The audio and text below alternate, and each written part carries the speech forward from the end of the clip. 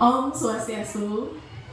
Selamat siang, saya sampaikan kepada yang terhormat Bapak Kepala Sekolah dan guru beserta staf SD Negeri 10 Sanur yang kami banggakan.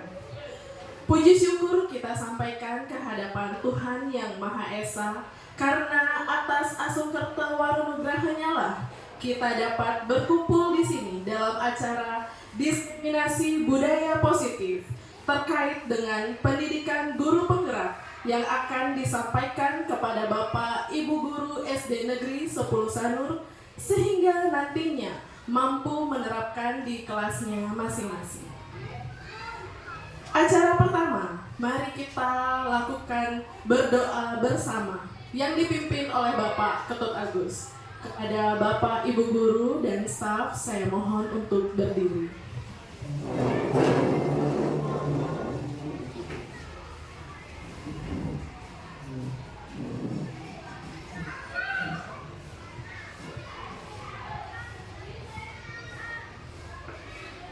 Doa saya pimpin menggunakan doa Hindu. Bagi yang beragama non-Hindu, doa silakan menyesuaikan. Om Swastiastu, Om Audinamastu Namasudha, Om Anambadha Kartowo yang Tuliswata.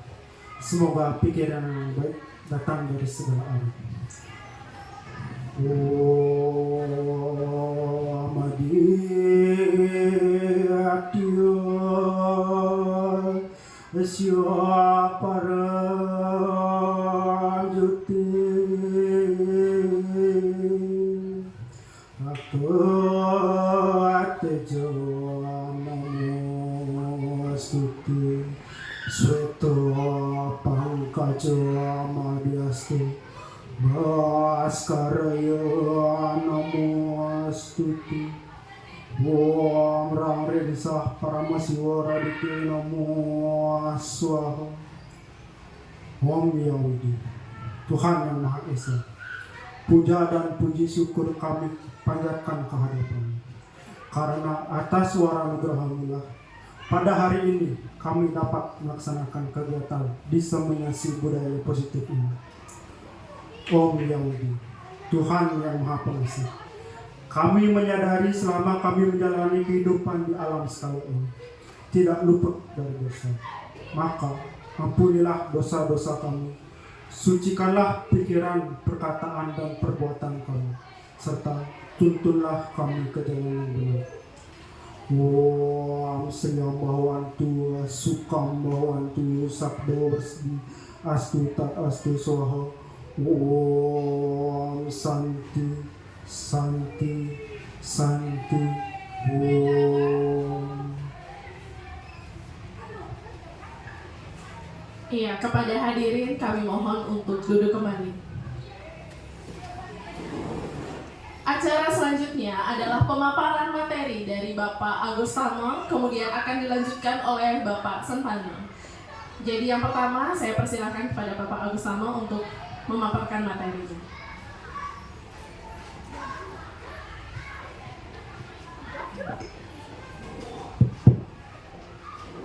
Selamat siang Bapak Ibu Guru, sama-sama Bapak Kepala Sekolah juga yang sudah membersamai di sini. Nah, sebelumnya yang mengucapkan salam Om Swastiastu. Baik Bapak Ibu, jadi di sini Titiang selaku calon guru penggerak yang berkolaborasi dengan Pak Sentano akan memaparkan tentang materi ya, tentang budaya positif.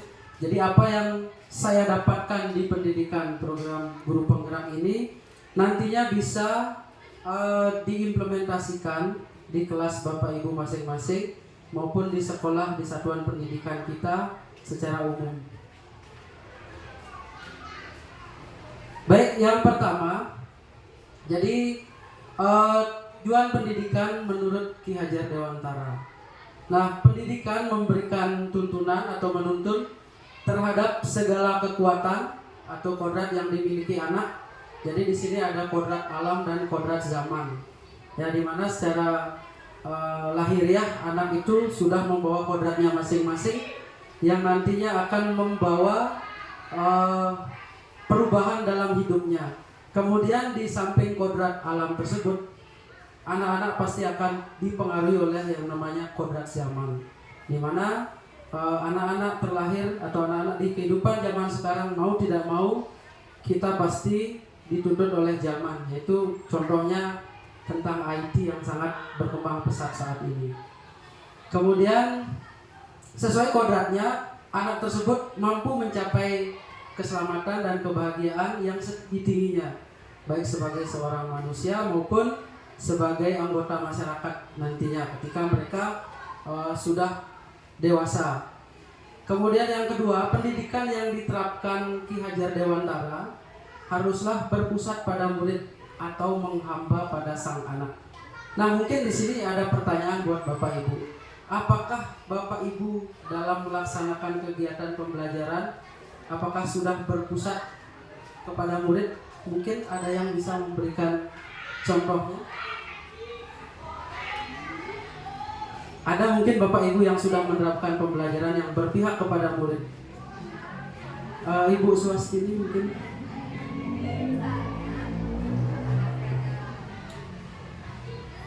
Terima kasih. Untuk di kelas misalnya kita memberikan masalah dulu ke siswa. Nah, nanti di kelas siswa yang mencari sendiri jawaban dari permasalahan itu yang berkaitan dengan kehidupan sehari-hari, di mana dengan mereka bekerja sama dengan teman-temannya atau berdiskusi dengan teman-temannya, mereka dapat menemukan jawaban daripada permasalahan yang sudah kita lontarkan tersebut. Terima kasih. Ya, baik, luar biasa sekali dari Ibu Swastini. Mungkin ada lagi Bapak Ibu yang punya pendapat lain atau mungkin cara lain yang sudah Bapak Ibu terapkan di kelas terkait dengan pembelajaran yang berpihak kepada murid. Ya, Pak Sentano silakan. Cek. Terima kasih waktunya Pak Agus. Jadi ini merupakan tuntutan umum dalam pendidikan yang diintegrasikan dalam bentuk tujuan pendidikan Ki Hajar Dewantara. Nah, kalau menurut saya pendidikan yang berpusat pada murid itu bisa nggak kita kategorikan siswa yang sudah dikelompokkan, kemudian kita berikan tugas, lalu dia bekerja dalam kelompoknya masing-masing, dan saya juga memberikan kesempatan ke mereka untuk mempresentasikan nantinya. Kemudian barulah nanti saya bersama siswanya membuat kesimpulan dari pembelajaran tersebut. Saya rasa seperti itu kalau berpusat pada murid. Nah, mungkin mudah-mudahan benar ini Pak Agus. Terima kasih. Baik, terima kasih Pak Sentano dan Bu Swastini juga luar biasa sekali. Nah, seperti apa yang sudah disampaikan sama Bu Swastini sama Pak Sentano, jadi itulah salah satu contoh pembelajaran yang berpihak kepada murid. Jadi kita memberikan sepenuhnya kepada murid kita, kepada anak didik kita untuk melakukan proses di mana dalam memecahkan suatu permasalahan, anak tersebut bisa mencari solusinya, baik itu secara berkelompok maupun nantinya di dalam kelompok. Anak-anak tersebut menggunakan cara-cara mereka sendiri untuk menghasilkan sebuah karya. Nah, misalnya salah satu contoh, misalnya Tiang di kelas 6, saya di kelas 6, ada pembelajaran materi tentang rangkaian listrik. Ya, jadi saya membagi beberapa kelompok, anak-anak menjadi beberapa kelompok, kemudian mereka dengan idenya atau gagasannya sendiri mencari atau merangkai cara merangkai rangkaian listrik, ya, dengan cara mereka sendiri. Mungkin dia mendapatkan referensi dari Google, dari YouTube.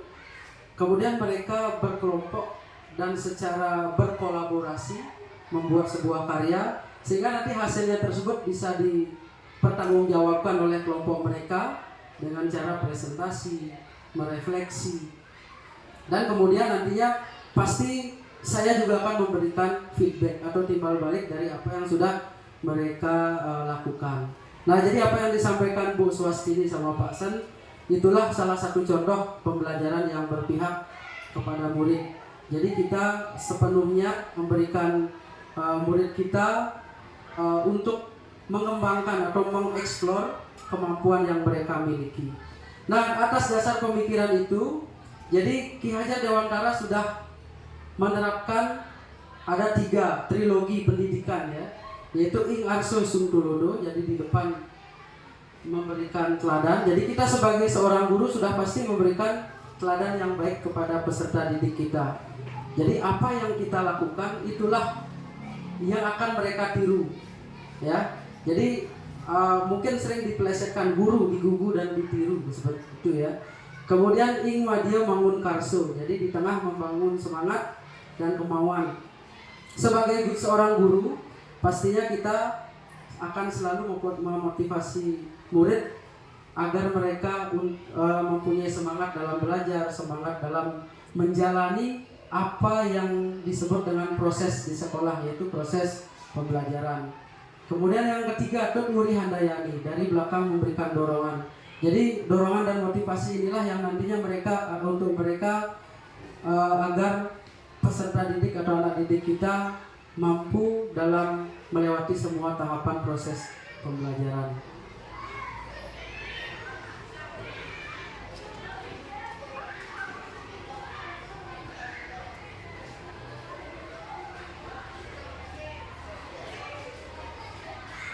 Nah, berikut saya ada pertanyaan pemantik, yaitu tentang setuju dan tidak setuju.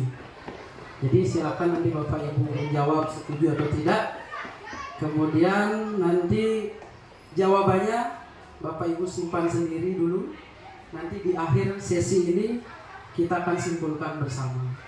Nah, jadi pertanyaan pertama ini terkait dengan hukuman ya.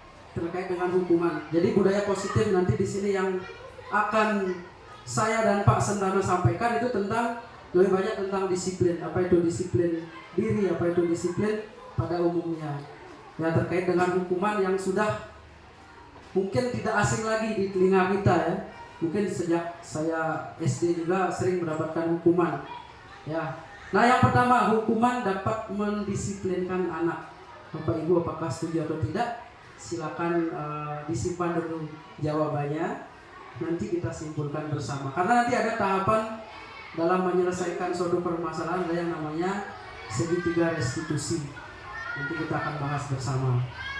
Kemudian yang kedua, pemberian hukuman dengan hal positif seperti membaca atau membersihkan halaman sekolah dapat meningkatkan disiplin anak. Apakah Bapak Ibu setuju atau tidak? Silakan nanti jawabannya disimpan. Yang ketiga, memberi penghargaan dapat meningkatkan motivasi belajar anak. Nah, jadi itu pertanyaan pemantik ada 3. Silakan Bapak Ibu simpan jawabannya. Nanti di akhir sesi kita akan berdiskusi, kita akan melakukan refleksi terkait dengan materi yang saya dan Pak Sentana bawakan nanti. Oke, kita lanjut. Nah, dari pertanyaan pemantik tadi, berikut ada beberapa pernyataan atau pendapat dari ahli tentang hukuman, dihukum dan penghargaan.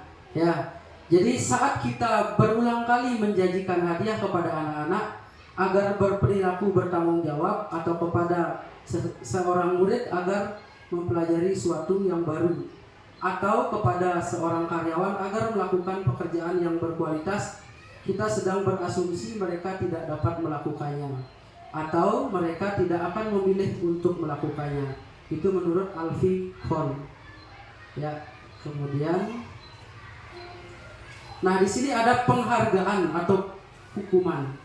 Ya, jadi sebagai seorang guru pastinya kita untuk memotivasi murid dan untuk mendisiplinkan murid, kita pasti secara umum anak-anak yang sudah melakukan hal terbaik kita berikan penghargaan, dan sebaliknya anak-anak yang berbuat mungkin di luar dari tata tertib yang kita berikan, kemudian mereka mendapatkan hukuman. Nah, menurut beberapa ahli, ini ada pemaparannya. Jadi menurut Alficon dalam bukunya Punishment by Reward itu ada mengemukakan baik penghargaan maupun hukuman adalah cara mengontrol perilaku seseorang yang menghancurkan potensi untuk pembelajaran yang sesungguhnya. Nah, menurut Kohn secara ideal tindakan belajar itu sendirilah merupakan penghargaan yang sesungguhnya. Kemudian Kohn juga selanjutnya mengemukakan beberapa pernyataan dari hasil pengamatannya selama ini tentang tindakan memberikan penghargaan yang nilai sama mungkin dengan menghukum seseorang. Nah, jadi di sini ada pengaruh.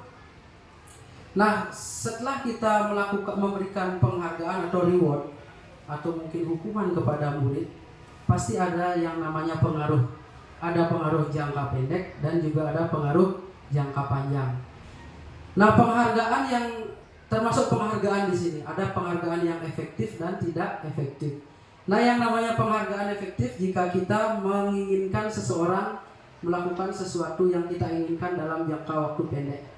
Jadi di sini salah satu contoh nanti yang berikan contohnya. Kemudian yang kedua lanjut dulu. Jika kita menggunakan penghargaan lagi dan lagi, maka orang tersebut akan bergantung pada penghargaan yang diberikan serta kehilangan motivasi dari dalam dirinya sendiri. Yang ketiga, jika kita mendapatkan penghargaan untuk melakukan sesuatu yang baik, maka selain kita senantiasa berharap mendapatkan penghargaan tersebut, kita pun menjadi tidak menyadari tindakan baik yang kita lakukan. Nah, salah satu contoh di sini misalnya ketika kita memberikan penghargaan kepada anak, kita memberikan suatu persoalan dan anak tersebut menjawab, kita memberikan sebuah anak-anak yang bisa menjawab pertanyaan Pak Guru nanti mendapatkan Pak Guru kasih 1 buah pulpen itu misalnya.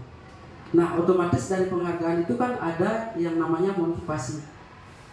Nah, bagaimana kalau suatu saat nanti ketika kita memberikan sebuah soal tapi kita tidak memberikan reward atau hadiah, justru sebaliknya anak tersebut pasti tidak ada motivasi. Buat apa? Kan nggak ada hadiahnya, kan seperti itu. Jadi itu salah satu pengaruh penghargaan. Kemudian yang efektif, yang tidak efektif, suatu penghargaan adalah suatu benda atau peristiwa yang diinginkan, yang dibuat dengan persyaratan hanya jika Anda melakukan hal ini maka Anda mendapatkan penghargaan yang diinginkan. Kemudian yang kedua, jika saya mengharapkan suatu penghargaan dan tidak mendapatkannya, maka saya akan kecewa dan berkecil hati, serta kemungkinan lain saya tidak akan berusaha sekeras sebelumnya. Jika kita memberikan seseorang suatu penghargaan untuk melakukan sesuatu, maka kita harus terus-menerus memberikan penghargaan itu. Jika kita ingin hal tersebut terus dilakukan, maka kita juga mengharapkan perilaku anak sesuai keinginan kita. Yang terakhir, orang yang berusaha berhenti merokok, ini salah satu contoh. Atau orang yang berusaha diet menguruskan badannya, bila diberikan penghargaan hampir pasti tidak berhasil. Nah, ini kembali Tiang sampaikan. Jadi penghargaan, sebuah penghargaan itu punya pengaruh besar terhadap diri kita sendiri. Di saat kita dijanjikan sesuatu, pasti kita ada motivasi dan bahkan bisa menghalalkan berbagai cara untuk kita berbuat sesuatu. Misalnya salah satu murid kita atau di kelas kita memberikan sebuah permasalahan, jadi anak-anak tersebut akan ada motivasi karena dia akan mendapatkan penghargaan. Nah, dari apa yang mereka lakukan agar mendapatkan sebuah penghargaan tersebut, pasti akan melakukan berbagai cara atau menghalalkan segala cara bagaimana biar bisa mendapatkan penghargaan. Dan sebaliknya di sini, ketika penghargaan itu tidak ada, berarti mungkin anak-anak kita motivasinya kurang. Ya, jadi salah satu contoh misalnya lomba kayak kemarin, anak-anak fokus, anak-anak giat dalam berlatih. Tujuannya apa? Saya ingin juara. Nah, karena menurut mereka juara itulah merupakan penghargaan. Dan sebaliknya, ketika tidak mendapatkan penghargaan, pasti ada rasa kecewa di sini. Nah, itulah pengaruh penghargaan, yaitu pengaruh positif, efektif dan tidak efektif. Ya. Nah, di sini ada lagi pengaruh penghargaan. Ya, penghargaan bisa merusak hubungan dan penghargaan bisa mematikan kreativitas. Nah, penghargaan yang bisa merusak hubungan ketika seseorang diberi penghargaan atau dipuji di depan orang banyak, maka yang lain akan merasa iri dan sebagian dari mereka akan tidak menyukai orang yang diberikan penghargaan tersebut. Yang kedua, jika seorang guru sering memberikan penghargaan kepada murid-muridnya, besar kemungkinan murid-muridnya termotivasi hanya untuk menyenangkan gurunya. Mereka tidak akan bersikap jujur kepada guru tersebut. Berikutnya, penghargaan menciptakan persaingan di dalam kelas dan persaingan menciptakan kecemasan. Mereka yang percaya bahwa mereka tidak memiliki kesempatan untuk mendapatkan penghargaan akan berhenti mencoba. Nah, dari pemaparan 5 poin pemaparan penghargaan merusak hubungan ini, mungkin secara umum pasti sering terjadi. Ya, jadi yang namanya kita diberikan penghargaan atau kepercayaan, yang namanya manusia secara manusiawi pasti ada rasa iri.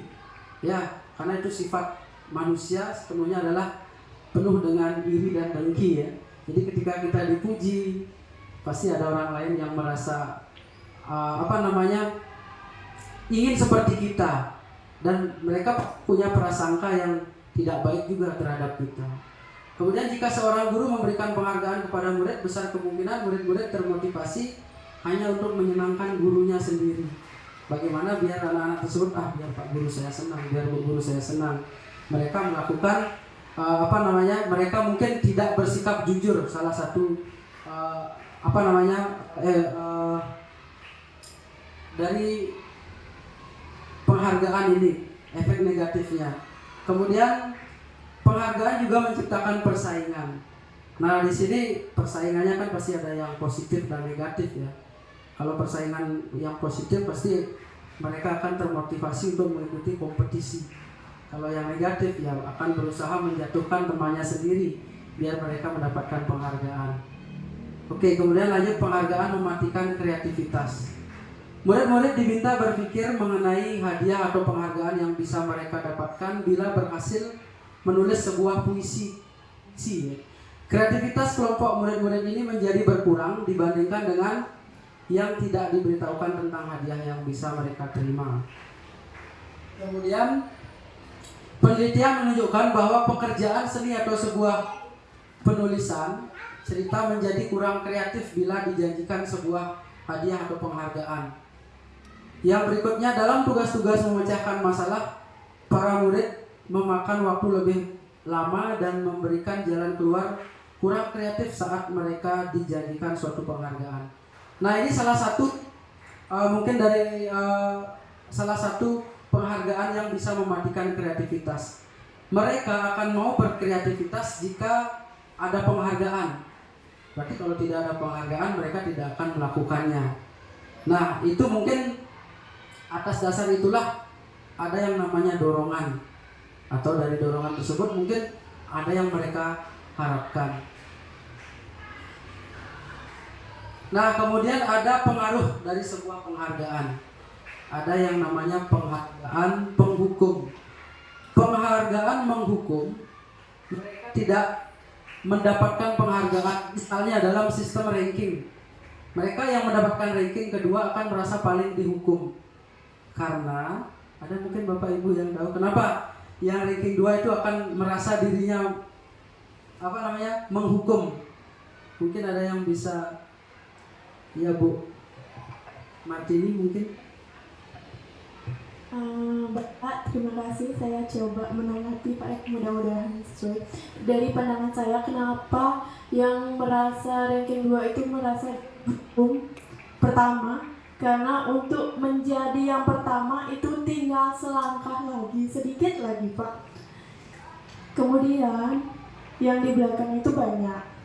Dia kedua, kenapa dia tidak bisa menjadi yang pertama, sedangkan dia mengalami proses yang sama dengan yang pertama, proses pembelajaran yang dia dapatkan sama, mungkin cara dia belajar, dia merasa lebih banyak belajar dari yang pertama. Karena kadang-kadang kita tahu setiap kecerdasan anak itu kan berbeda-beda. Yang pertama itu mungkin santai, dia tidak terlalu banyak belajar, tapi kenapa bisa jadi yang pertama? Yang kedua, dia lebih semangat belajar, tapi ternyata jadi yang kedua. Itu mentalnya pertama dia menjadi kurang termotivasi lagi untuk belajar. Nah, dia berpikir, saya sudah semangat belajar, tapi tetap jadi yang kedua. Sedangkan untuk di lingkungan teman-temannya, dia kan merasa terlihat sudah rajin, tapi tetap jadi yang kedua. Pasti ada ejakan, masa kamu nggak bisa mengalahkan yang nomor 1 udah rajin belajar? Di situ dari segi emosinya berpengaruh dan akan berpengaruh ke proses pembelajaran berikutnya. Jadi itu sistem ranking yang menurut saya. Jadi yang kedua itu merasa dia dihukum. Terima kasih. Baik, luar biasa sekali untuk Bu Martini ya. Jadi mungkin seperti itu ya gambaran atau perasaan anak didik kita ketika ada sistem ranking. Kalau dulu kan ada sistem ranking ya, yang merasa ranking 1 itu pasti bangga. Nah, yang ranking 2 ini ada rasa sedih, kenapa saya tidak bisa menjadi yang pertama, padahal menurut dia sendiri, saya lebih rajin dari dia, saya tidak pernah izin, saya tidak pernah tidak membuat tugas, sedangkan mungkin yang ranking 1 itu pernah izin, pernah tidak mengumpulkan tugas. Nah, jadi mungkin itulah yang merasa dirinya itu ada rasa menghukum ya. Jadi mereka yang posisi kedua ini kenapa tidak bisa menjadi posisi pertama.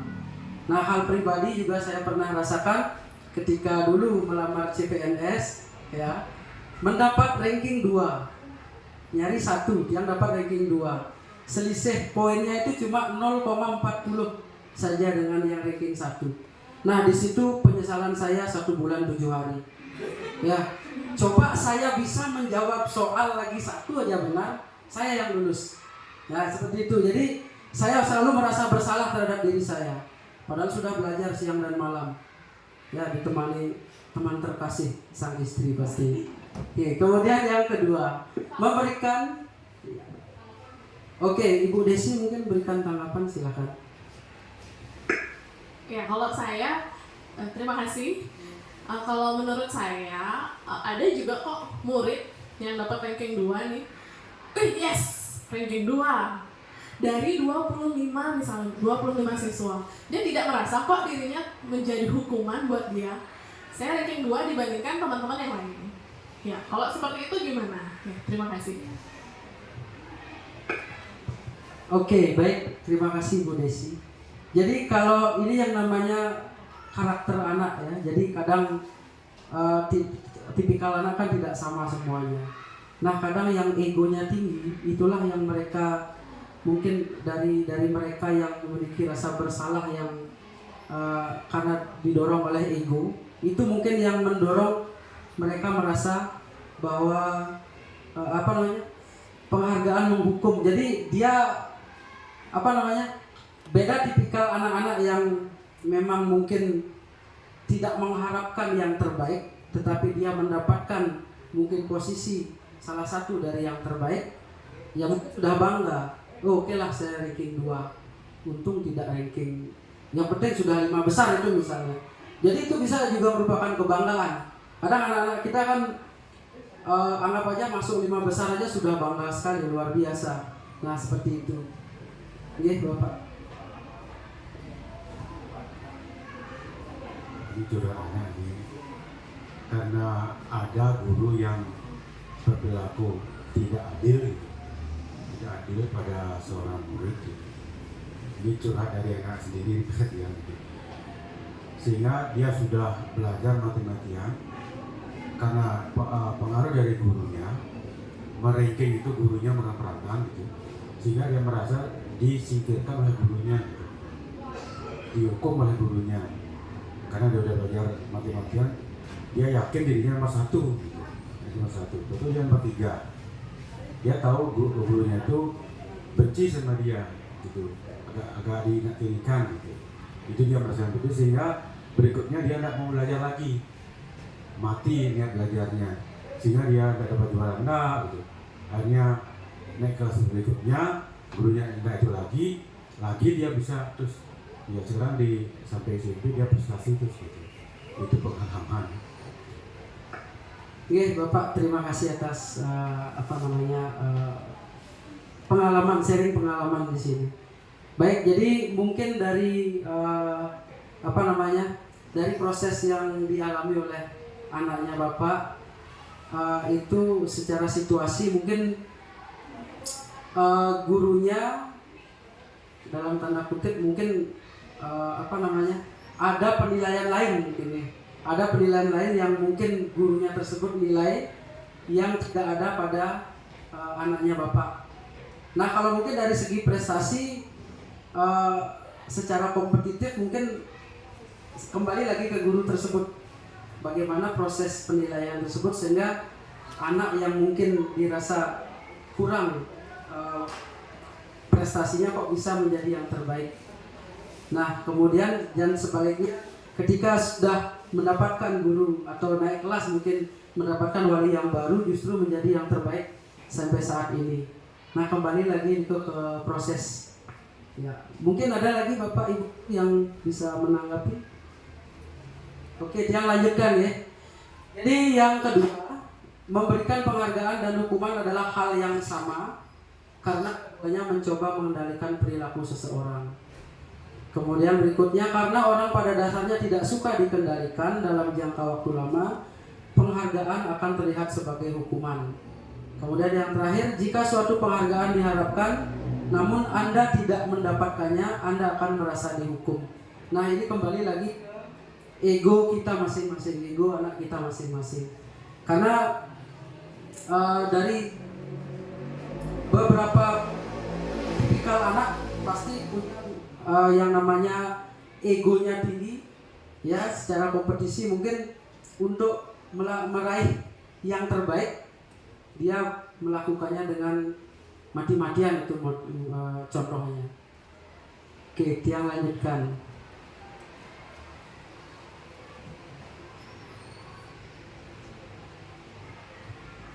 Nah, jadi di sini ada teori motivasi perilaku manusia. Ya, semua perilaku memiliki tujuan di sini ya. Jadi teori motivasi perilaku manusia. Yang pertama, untuk menghindari ketidaknyamanan atau hukuman, apa yang akan terjadi apabila saya tidak melakukannya. Nah, itu merupakan motivasi eksternal. Kemudian motivasi eksternal berikutnya yang kedua, untuk mendapatkan imbalan dari orang lain atau institusi. Apa yang akan saya dapatkan apabila saya melakukannya? Apa yang akan saya dapatkan jika saya melakukannya? Nah, itu untuk mendapatkan imbalan, itu motivasi eksternal ya. Kemudian karena adanya penghargaan, jadi orang itu punya motivasi. Jadi biar melakukan sesuatu. Kemudian yang ketiga ada motivasi internal atau motivasi intrinsik dari dalam diri sendiri. Nah, untuk menghargai diri sendiri, saya akan menjadi orang yang seperti apa bila saya melakukannya. Itu pengaruh atau motivasi diri yang nantinya bisa orang tersebut berbuat sesuatu ya sesuai dengan teori motivasi perilaku manusia. Kemudian lanjut.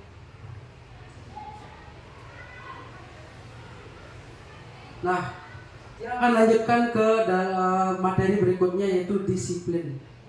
Nah, menurut Bapak Ibu, apa itu makna disiplin? Atau apa makna disiplin menurut Bapak Ibu? Mungkin 1-2 orang bisa memberikan jawaban. Pak Astra mungkin dari tadi sudah gelisah saya lihat ini menjawab.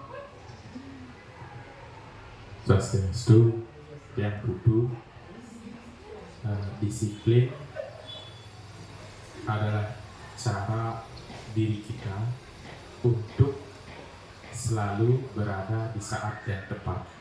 Itu dari saya. Matur semua Bapak Putu.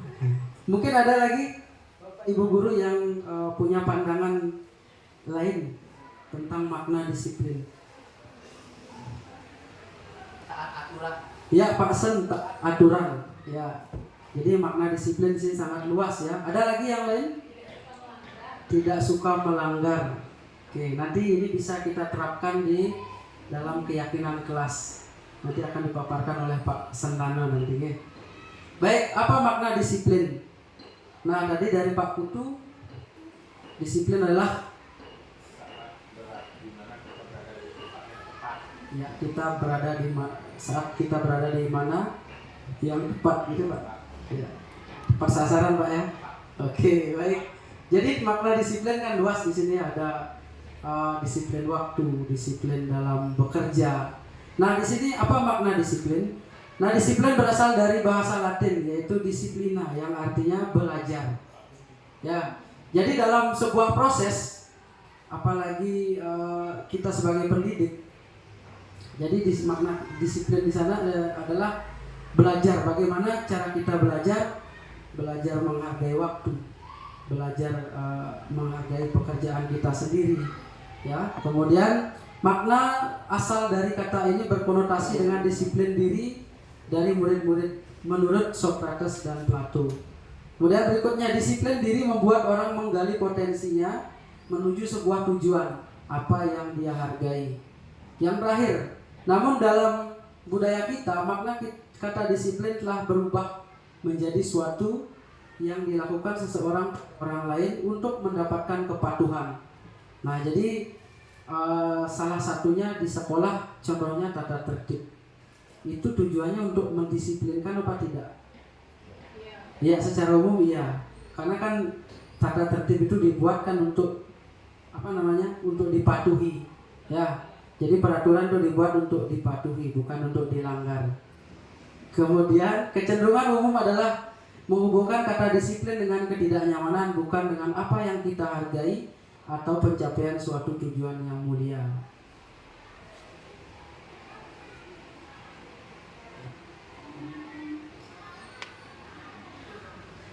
Baik, berikutnya disiplin di sini adalah, nah itu yang kolom biru. Coba Bapak Ibu perhatikan. Anda tidak bisa mengontrol orang lain, hanya Anda yang bisa mengontrol diri Anda. Ya, jadi disiplin adalah kemampuan memerintah diri sendiri dalam mengontrol dan menguasai diri untuk memilih tindakan yang mengacu pada nilai-nilai yang kita hargai dengan penuh tanggung jawab tanpa terperintah orang lain. Itulah disiplin yang sesungguhnya. Ya, jadi saya yakin Bapak Ibu semua dari berbagai karakter kita ya, dan berbagai dari daerah yang ada di Bali pasti punya pandangan tentang disiplin yang berbeda. Nah, sekarang tergantung dengan diri kita sendiri. Nah, terkait dengan materi berikutnya adalah tentang budaya positif di sekolah, yaitu nilai-nilai dan kebiasaan-kebiasaan di sekolah yang berpihak pada peserta didik agar mereka dapat berkembang menjadi pribadi yang kritis, penuh hormat dan bertanggung jawab. Nah, jadi mungkin pada budaya positif inilah nanti kita menerapkan, kita mengimplementasikan bagaimana salah satu contoh disiplin tadi kita terapkan kepada anak didik kita. Kemudian ada perubahan paradigma. Untuk membangun budaya yang positif, sekolah perlu menyediakan lingkungan yang positif, aman dan nyaman agar murid mampu berpikir, bertindak dan mencipta dengan merdeka, mandiri dan bertanggung jawab. Lazimnya disiplin dikaitkan dengan kontrol. Dalam hal ini, kontrol guru dalam menghadapi murid. Ya. Nah, jadi sekolah merupakan rumah kedua bagi murid-murid kita. Bagaimana kita menciptakan suasana yang nyaman di sekolah? Biar kita bahagia, guru murid bahagia. Ya, jadi sudah pasti ya, fasilitas. Kita juga pasti memfasilitasi murid kita. Ya, dalam belajar. Ya. Jadi itulah kita ciptakan lingkungan yang nyaman agar kita bisa memfasilitasi murid kita dengan baik. Berikutnya, Maksud dari nilai-nilai yang kita hargai adalah nilai-nilai kebijakan, sifat-sifat positif manusia yang merupakan tujuan mulia yang ingin dicapai setiap individu. Nilai-nilai kebajikan yang ingin dicapai oleh setiap anak Indonesia kita kenal dengan profil pelajar Pancasila. Bapak Ibu sudah pernah mendengar tentang profil pelajar Pancasila? Ya. Baik, dari keenam aspek yang ada, ya. Jadi di sini penjabarannya Bapak Ibu bisa lihat di bawahnya ya.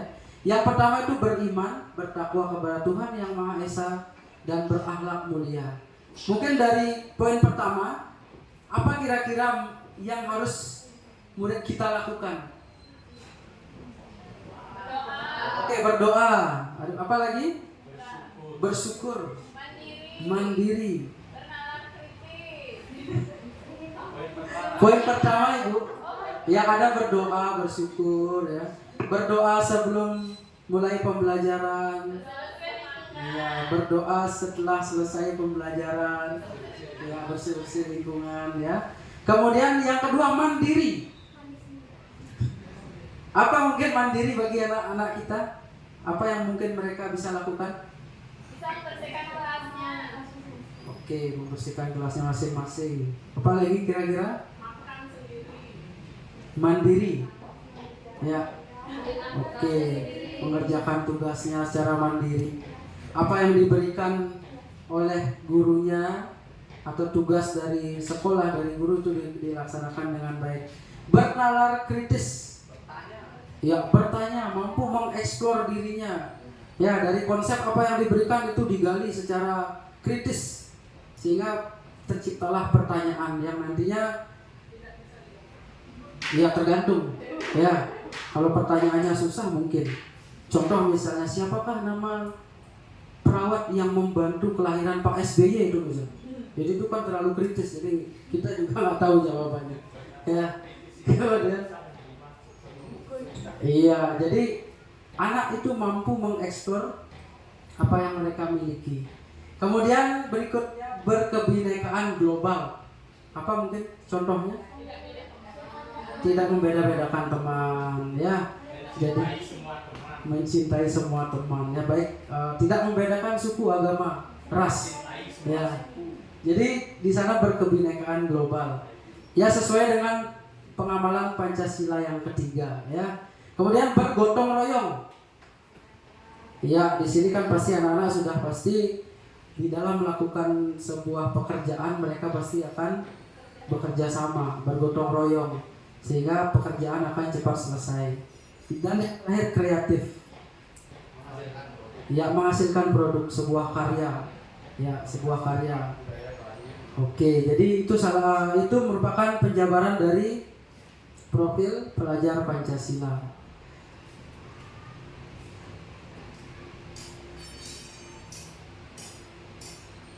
Nah berikutnya 5 posisi kontrol guru.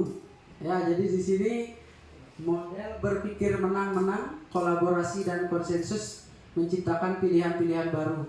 Yang pertama tadi ada penghukum, apa yang sudah kita bahas sebelumnya. Kemudian pembuat merasa bersalah. Habis itu ada teman, pemantau dan manajer.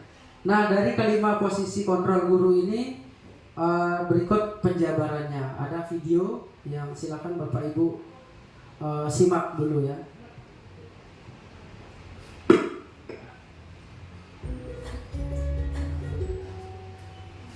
Salam bahagia Ibu dan Bapak Guru hebat.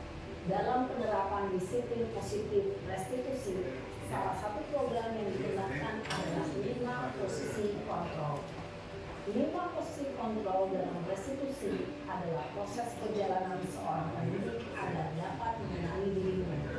Pada video kali ini, kita akan membahas tentang 5 posisi kontrol yang digunakan pengendalian dosen dan contoh penerapannya.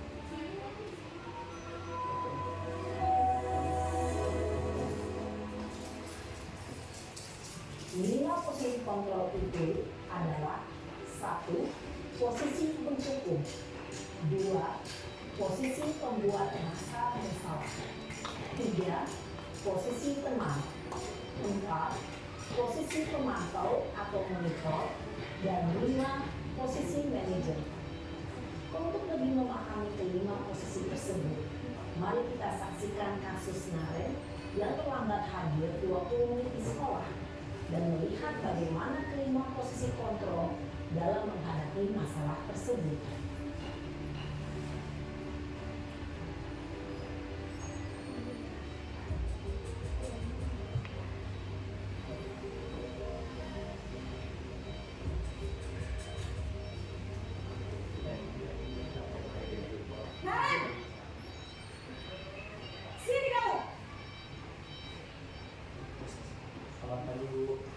Selalu terlambat.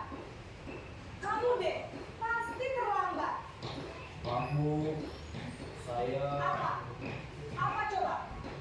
Alasan kamu apa lagi? Kapan sih kamu tidak terlambat?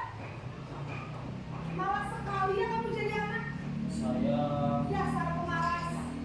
Yang kapok-kapok sih kamu. Sudah berapa kali terlambat? Sana, kamu keliling lapangan basket 2 kali. kenapa saya harus keliling lapangan basket Bu? Kenapa? Kamu melawan ibu? Berani-beraninya jawab. Sudah terlambat, masih berani jawab pula. Sekarang, keliling lapangan basket 5 kali sekalian. Biar kapok. Cepat. Pergi sana ke lapangan basket.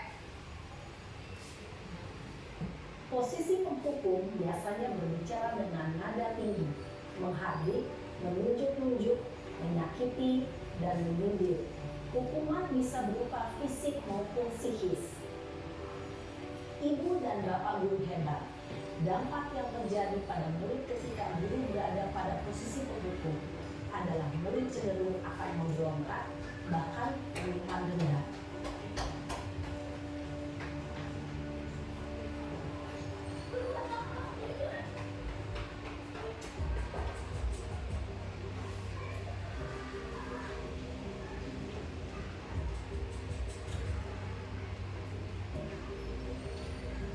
Naren!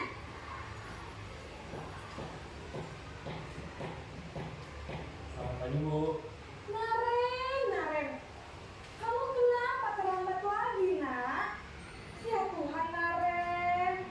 Kamu senang ya bikin ibu susah ya? Kalau kamu terlambat lagi, nanti ibu yang ditegur bapak kepala sekolah, nak. Disangka ibu tidak bisa membina kamu. Duh, gimana ini? Maaf Bu, Duh, Gusti Naren. Kamu suka ya kalau ibu tegur bapak kepala sekolah? Terus, sekarang ibu harus tulis apa ini buku absen? Ini kamu sudah sering terlambat loh. Ibu harus apa coba? maaf Bu, maaf sekali. Ya sudah, lain kali jangan bikin ibu susah lagi ya nak ya. Ibu tidak akan kuat lagi kalau kamu begini terus. Bisa jantungan kalau ibu ditegur bapak kepala sekolah. Sana cepat kelas. Maaf ya Bu, maaf sekali. Posisi membuat rasa bersalah berbicara dengan nada tenang, cenderung lembut. Namun kata-kata yang diutarakan membuat murid merasa menjadi orang yang gagal, memandang buruk dirinya sendiri, merasa tidak berharga, dan tidak sanggup membahagiakan orang lain. Ketika guru mengambil posisi pembuat rasa bersalah, murid akan menganggap dirinya yang bersalah dan ia akan menyimpan emosi negatif tersebut di dalam dirinya.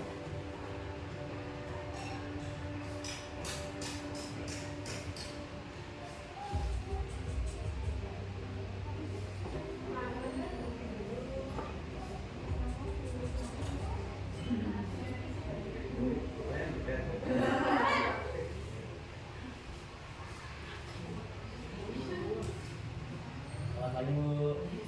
Wah, sudah jam berapa ini nak? Terlambat lagi ya sayang.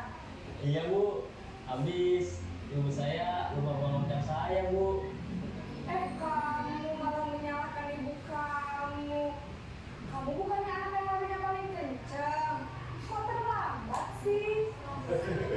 Iya Bu, saya memang terlambat bangun tadi. Jadi biarpun saya lari kencang, belajar, Bu.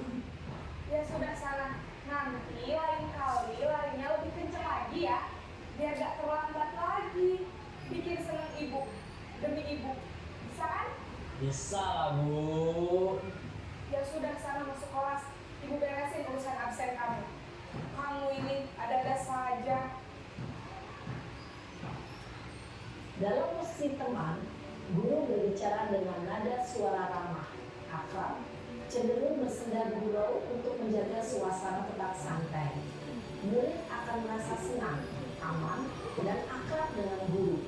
Identitas yang tercipta adalah identitas sukses atau berhasil.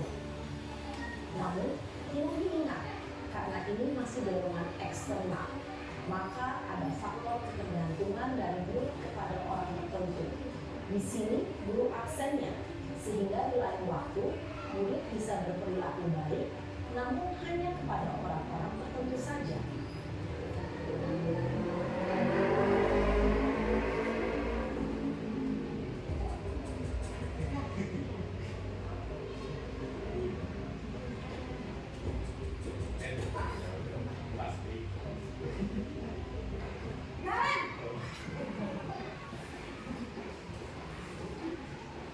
Selamat pagi, Bu.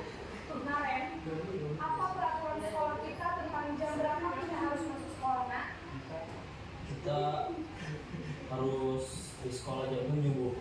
Iya betul, sekarang sudah jam 7.20. Naren sudah tahu konsekuensinya jika terlambat hadir. Paham, Bu. Saya harus tinggal kelas pas jam istirahat selama 20 menit. Iya benar, konsekuensinya demikian. Jadi nanti jam 9.30 pas istirahat, kamu harus tinggal di kelas, kerjakan tugas tambahan untuk ketertinggalan kamu, ya? Baik, Bu. Posisi pemantau mengandalkan penghitungan atau data untuk mengontrol murid. Guru mengarahkan murid berdasarkan peraturan dan konsekuensi. Seorang pemantau menunjukkan bahasa tubuh dan ekspresi wajah yang datar dan cenderung formal.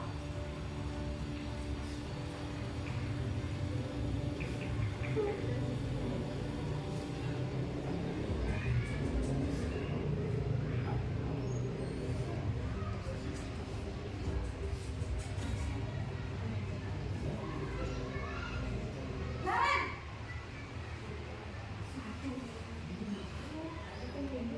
Selamat pagi, Bu.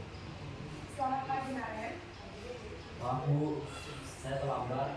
Iya, sekolah masuknya jam 7, sekarang sudah jam 7.20. Jadi sekarang bagaimana ini, Naren? Maaf, Bu. Saya lupa setel alarm saya semalam. Baiklah, menurut kamu, keyakinan sekolah yang mana yang perlu kamu tingkatkan? Menghargai diri sendiri dan orang lain mungkin ya, Bu. Setuju. Jadi, apakah Naren meyakini prinsip saling menghormati tersebut? Iya, Bu. Saya meyakininya. Apakah Naren bersedia memperbaiki masalah keterlambatan ini? Bersedia, Bu. Bagaimana kamu akan memperbaiki masalah keterlambatan ini? Saya akan coba untuk tidak lupa menyetel alarm saya, Bu. Baik, kalau Naren lupa menyetel alarm di rumah, ada orang yang kira-kira bisa bantu mengingatkan tidak? Ada, Bu. Kakak saya, Kak Emma. Ada lagi selain Kak Emma? Selain Kak Emma, ada ibu saya. Baik, jadi yang mengingatkan Naren adalah Kak Emma dan ibu kamu ya? Kira-kira akan mulai setel alarm kapan nih, Naren? Setelah pulang sekolah, akan segera saya lakukan. Baik, jadi Naren akan setel alarm untuk bangun besok pagi dan akan diingatkan oleh kakak dan ibu dan Naren ya. Ada lagi yang mungkin perlu dilakukan, Naren, agar tidak terlambat bangun lagi? Tidak ada, Bu. Baik, Naren, terima kasih untuk kerjasama kamu. Sekarang kamu perlu kembali ke kelas untuk belajar. Baik, Bu. Terima kasih. Posisi manajer adalah posisi kontrol yang disarankan untuk membimbing murid memiliki sikap disiplin yang positif, yaitu murid yang mandiri, bertanggung jawab, dan dapat memecahkan masalah. Tujuan dari posisi ini adalah agar murid dapat berefleksi atas tindakannya. Guru akan dengan tulus memberikan pertanyaan-pertanyaan bermakna sehingga membuat murid dapat belajar dari kesalahannya dan mencari sebuah solusi untuk menyelesaikannya. Ibu dan bapak guru hebat, setelah mengamati adegan kelima posisi kontrol tadi, kira-kira posisi mana yang paling ideal? Posisi mana yang dapat menunjang motivasi intrinsik murid? Ya, tentu posisi manajer. Posisi ini memang posisi ideal dan ingin dituju setiap pendidik.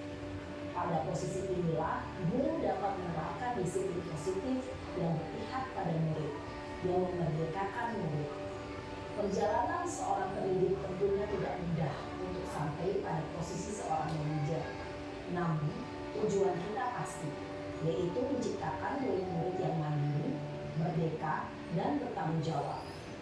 Semoga penggambaran 5 posisi kontrol yang telah diperlihatkan ini dapat menjadi ajang refleksi bagi kita semua, agar dapat terus mengasah dan menerapkan disiplin positif yang memerdekakan murid.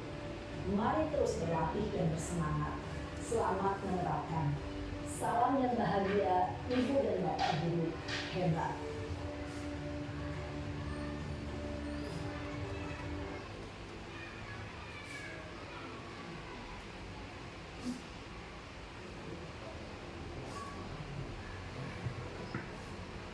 Nah, baik Bapak Ibu guru, setelah tadi dipaparkan posisi kontrol guru terhadap apa yang sudah sering terjadi di sekolah.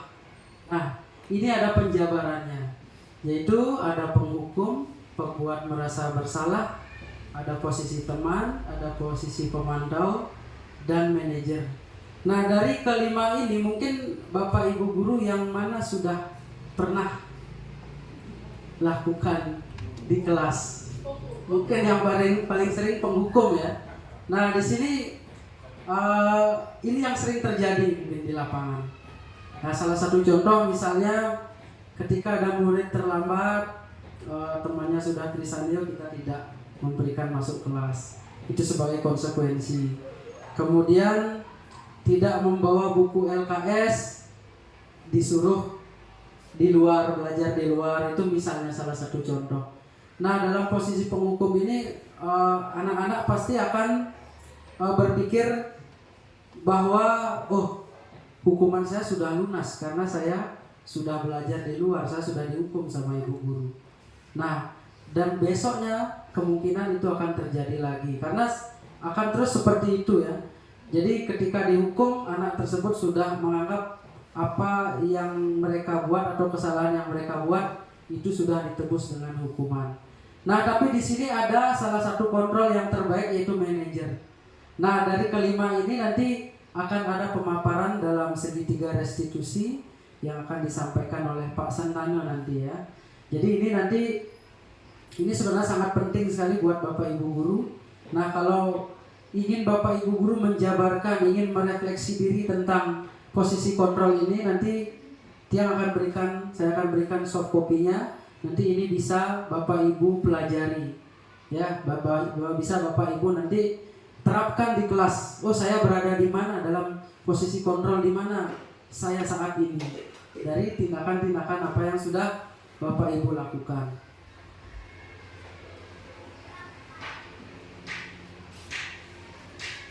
Nah, kemudian di sini ada pernyataan-pernyataan dan siapa yang mengatakan. Nah, misalnya seperti yang di video tadi ya. Ini ada pernyataan, saya kecewa sekali dengan kamu. Nah, di sini siapa yang mengatakan? Itu pembuat orang merasa bersalah.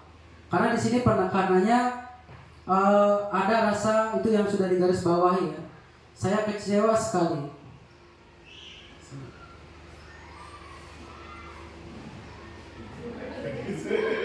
Ya, saya kecewa sekali dengan kamu. Mungkin Bapak Ibu pernah seperti melontarkan kalimat seperti ini kepada murid? Pernah, ya. Kemudian yang kedua, kamu tidak pernah benar melakukannya. Jadi di sini kan kata tidak pernah, seolah-olah murid itu kan selalu salah. Ya, jadi di sini dalam posisi penghukum. Ya, siapa yang mengatakan gurunya itu sebagai penghukum? Kemudian ketika kita berposisi sebagai teman, ayolah lakukan demi ibu bapak, ayolah lakukan demi pak guru, demi bu guru, ya demi kebaikan sekolah ini itu misalnya. Itu secara persuasif kita memberikan pernyataan yang sebagai teman. Kemudian sebagai pemantau, apakah kamu mau mendapatkan stiker bintang hari ini? Nah, jadi ketika ada anak-anak yang mungkin sudah bisa melakukan apa yang kita inginkan, ada yang namanya reward. Mungkin Pak Astra sering memberikan bintang kepada muridnya ya. Legend ya. Sehingga muridnya sampai ada yang mendapatkan 7 bintang, jadinya bintang 7 ya. Oke. Kemudian sebagai manajer, nah bagaimana kamu bisa menyelesaikan masalah ini? Jadi ini kita posisinya sebagai manajer karena kita menggali jawaban anak-anak sesuai dengan secara persuasif, sesuai dengan kesepakatan kelas yang kita buat. Jadi nanti ini akan Pak Sentana jelaskan di dalam segitiga restitusi. Ya, kemudian yang terakhir, kamu selalu yang paling terakhir. Nah, kata selalu di sini itu mungkin menurut anak-anak kata selalu itu seolah-olah dirinya saja. Sama seperti dengan tidak pernah, ya itu bahasa penghukum.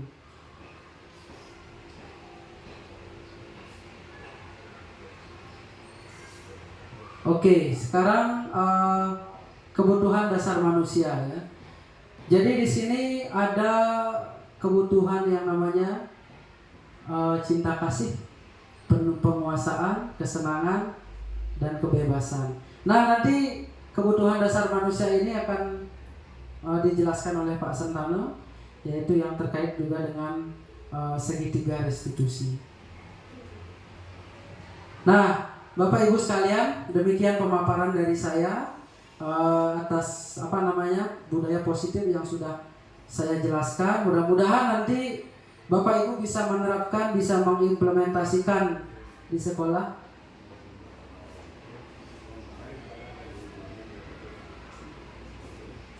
Nah, demikian dari saya. Nanti akan dijelaskan kembali oleh Pak Sentano tentang pemaparan budaya positif dan tindakan-tindakan apa saja yang akan kita lakukan untuk mendisiplinkan anak. Baik, demikian dari saya. Tiang sinam untuk para Santi. Om Santi Santi Santi Om.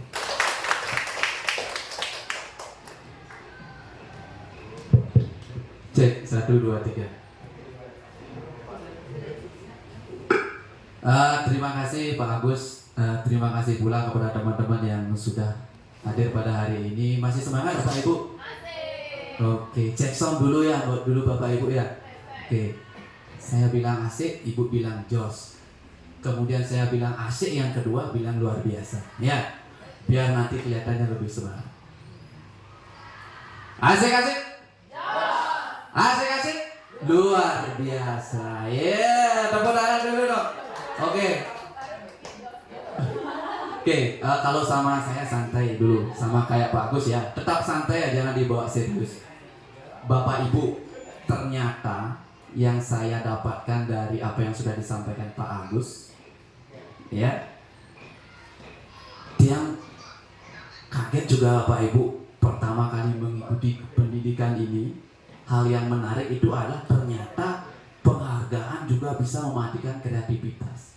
Dan saya baru tahu dalam sistem ranking itu ternyata penghargaan itu menghukum yang nomor 2. DJ peluasa Bapak Ibu, jangan pernah mau jadi yang kedua, itu kesimpulannya. Ya, Bapak Ibu ya, karena jadi yang kedua itu paling susah itu. Ya, itu saya sangat menarik sekali dari materi yang disampaikan Pak Agus. Jangan pernah menjadi yang kedua, itu kesimpulannya. Oke, guyon sedikit Bapak Ibu. Oke, lanjut Bapak Ibu. Tadi sudah disampaikan oleh Pak Agus kebutuhan dasar manusia. Jadi kerangka berpikirnya seperti ini Bu. Budaya positif itu yang pertama ada disiplin dulu. Nah, disiplin itu bagaimana caranya mewujudkan disiplin? Nah, itu harus dengan posisi kita sebagai seorang guru. Posisi kontrolnya kan sudah ada 5. Iya, itu 5. Yang paling bagus adalah manajer. Bapak Ibu, sesulit apapun, serumit apapun Bapak Ibu dalam kondisi menyelesaikan permasalahan siswa, tetaplah dalam posisi manajer. Jangan pernah ataupun berada dalam posisi penghukum Bapak Ibu. Hukuman itu bisa berupa fisik dan verbal.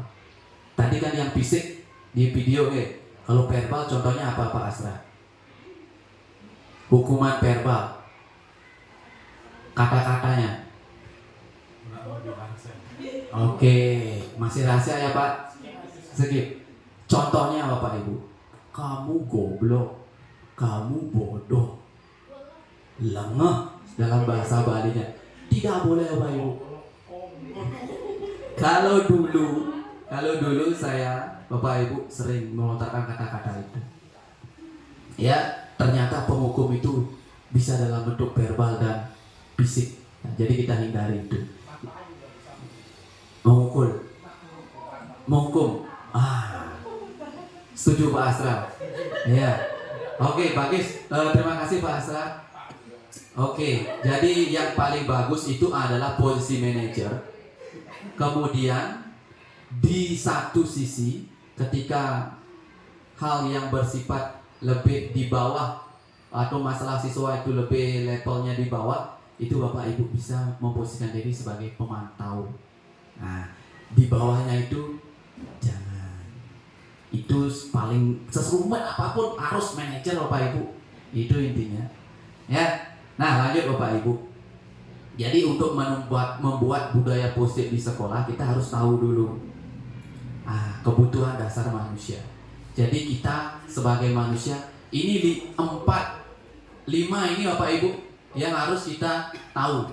Yang pertama Bapak Ibu ini, Bapak Ibu tahu nih survival, kemampuan bertahan hidup. Kalau Bapak Ibu tidak makan, ya nggak bisa kebutuhan yang lain terpenuhi. Kalau nggak mau makan, pokoknya makan dulu Bapak Ibu. Makanya tadi sebelum diseminasi saya berniat baik untuk konsumsi dulu, ya biar nanti kebutuhannya ini terpenuhi. Terutama ini Bapak Ibu saya cari. Ya, oke. Nah, setelah kemampuan bertahan itu, ada juga kebutuhan manusia itu untuk dikasihi, dicintai, Bapak Ibu. Semua Bapak Ibu, termasuk saya, anak-anak, semua itu yang manusia ya. Kemudian setelah dicintai, ini tidak terurut dok Bu. Kemudian ada kesenangan. Kalau sudah dicintai, kita merasa senang, ya. Kemudian setelah senang kita bebas.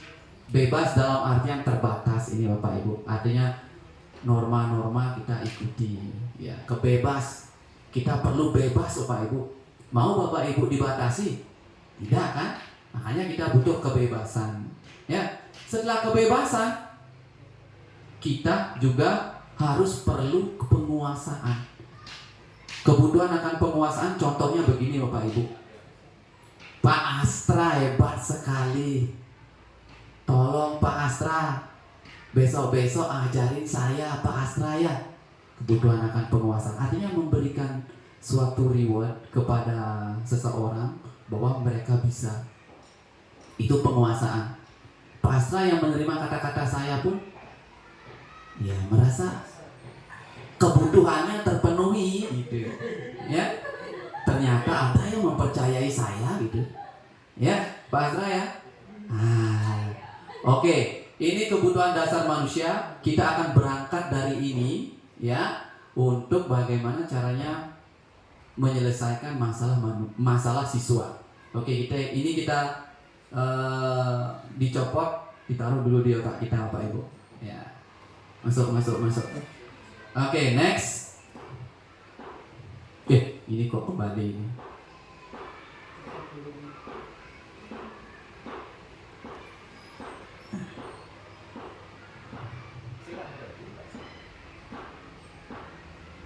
Nah, oke. Saya punya cerita Bapak Ibu. Sebenarnya cerita ini adalah kasus. Ya, kasus yang sebenarnya kita sering jumpai. Pasti ini, ya. Ibu Ani, guru kelas 5 di SD Pelita Hati, sedang bingung menghadapi ulah salah satu murid di kelasnya, yaitu Agus. Ya. Beberapa anak telah datang dan mengeluhkan Agus yang seringkali meminta bekal makan siang mereka dengan paksa.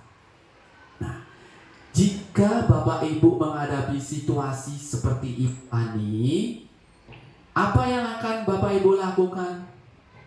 Menurut Bapak Ibu, kira-kira apa alasan Agus melakukan itu? Dia ingin satu orang, Bu Bita. Oke, makasih Bu Bita ya. Benar salah enggak? Kenapa Bu? Ya, terima kasih. Saya takut salah. Menurut saya, kalau kenapa sih Agus bertindak seperti itu? Yang pertama, dari satu sisi mungkin Agus itu butuh perhatian ya. Ketika dia merebut makanan temannya, jadi dia menjadi mendapatkan perhatian khusus atau perhatian lebih daripada temannya. Kedua, satu sisi dia pengen usilin temannya, pokoknya bagaimana sih caranya biar teman itu mau ngobrol, pengen dapat perhatian lah intinya si Agus itu.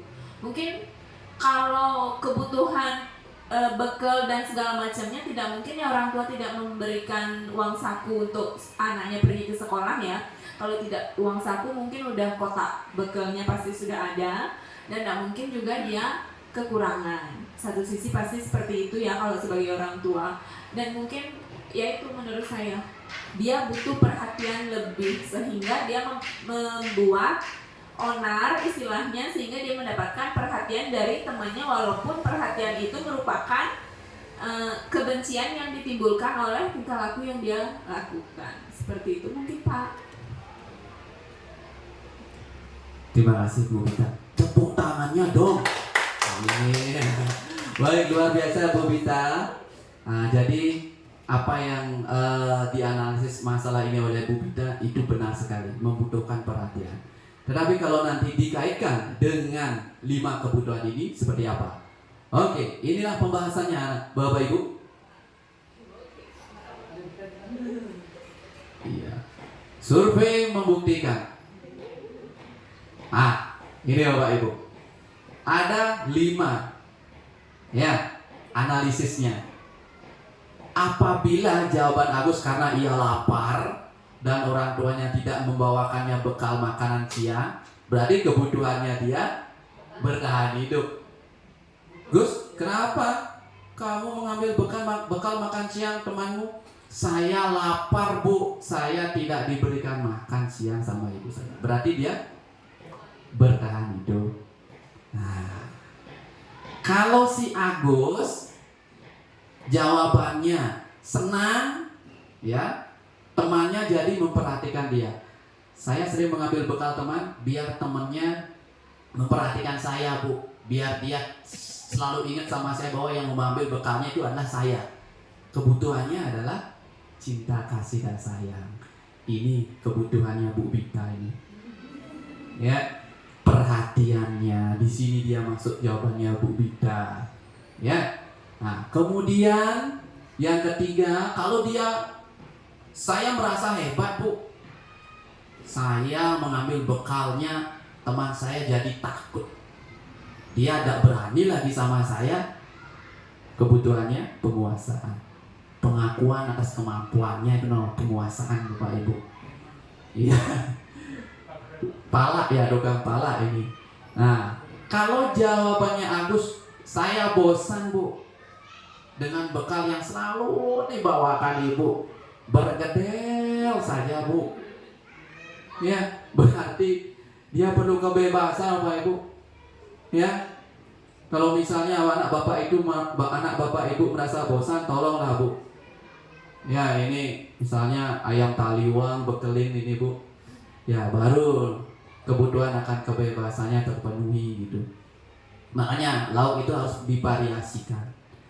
Terus yang kelima Bapak Ibu, kalau jawabannya Agus ini iseng aja dan dia menikmati ekspresi wajah temannya yang kesal karena diambil makanannya, kebutuhannya akan kesenangan.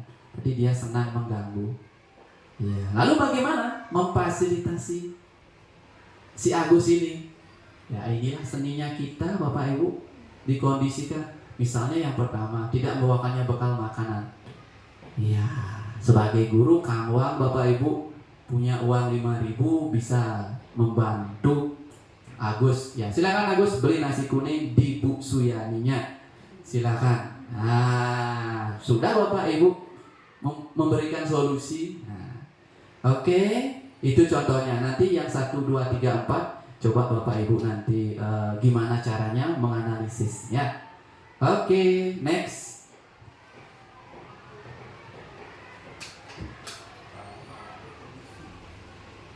Nah, kini tibalah kita pada budaya positif. Bapak Ibu, tadi kita sudah singgung budaya positif itu adalah sesuatu kebiasaan yang mengkondisikan siswa, guru, pegawai, rekan kerja atau yang disebut warga sekolah ke dalam suatu kegiatan yang mengarah ke hal-hal yang positif. Ya. Nanti kita akan cek kayak gimana sih budaya positif itu. Nah, budaya positif yang paling kecil yang harus kita pahami itu adalah mulai dari peraturan kelas Bapak Ibu. Jadi kalau misalnya di kelas kita sudah ada aturan, ya itu sudah mengarah ke penumbuhan budaya positif. Sudah mengarah, tetapi sekupnya itu merangkul semuanya Bapak Ibu. Ya, ada di dalam budaya positif. Kemudian di budaya positif ada juga keyakinan kelas. Ini Bapak Ibu berbeda dengan ini Bapak Ibu. Keyakinan kelas dengan peraturan kelas. Bedanya di mana Bapak Ibu? Jangan ini ya. Mohon bersabar. Nanti kita nanti saya akan jabarkan ya.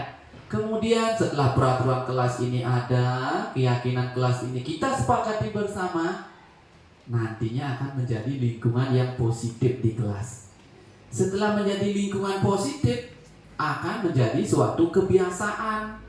Kebiasaan itu kita sebut sebagai budaya positif.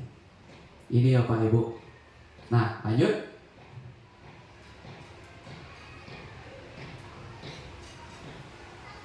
Nah, kita lanjut ke keyakinan kelas dulu Bapak Ibu.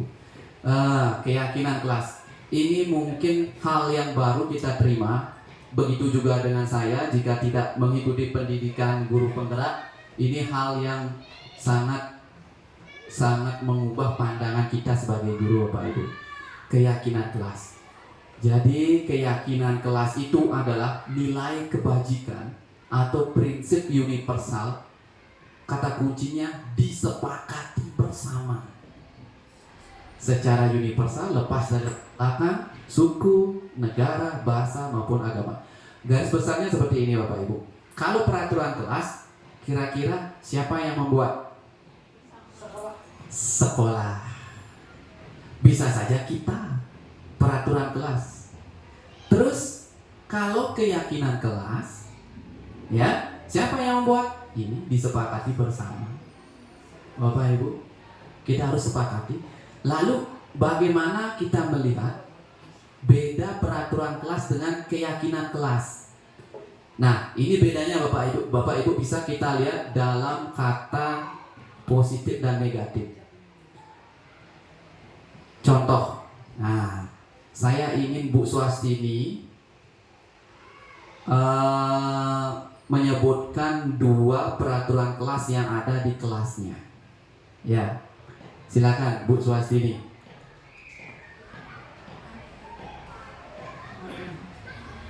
Peraturan di kelas, yang pertama datang tepat waktu. Kemudian yang kedua menggunakan pakaian seragam sesuai hari.